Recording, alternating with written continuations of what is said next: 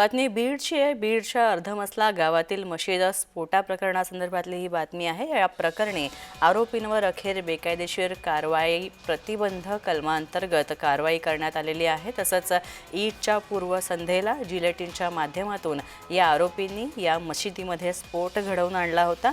तसंच या प्रकरणी विजय गव्हाणे, श्रीराम सागळे अशा आरोपींना अटक करण्यात आलेली आहे. मस्जिद में ब्लास्ट हुआ था, उसमें 2 आरोपी को पकड़ा गया था और शुरू से इसमें जो सेक्शन लगने चाहिए थे वो थे यूएपीए के। और ये सारे लोगों की डिमांड थी कि इसमें यूएपीए लगाया जाए, क्योंकि ये जो कार्रवाई हुई थी ये बिल्कुल प्योरली जो है आतंकी और दहशतगर्दी वाली एक्टिविटी थी। लोकल्स के जो लीडर्स हैं मुख्तलिफ संगठनों के, पॉलिटिकल पार्टीज के, सारों की डिमांड थी कि भाई इसमें यूएपीए लगाया जाए और आज उसमें यूएपीए लगाया गया। और यूएपीए लगाने के बाद आज जो है स्पेशल कोर्ट में जो है उनको प्रोड्यूस किया गया था। यूएपी अंतर्गत अनलॉफुल ऍक्टिव्हिटीज प्रिव्हेन्शन ऍक्ट अनुसार या ठिकाणी त्याच्यावर गुन्हा नोंद व्हायला पाहिजे होता।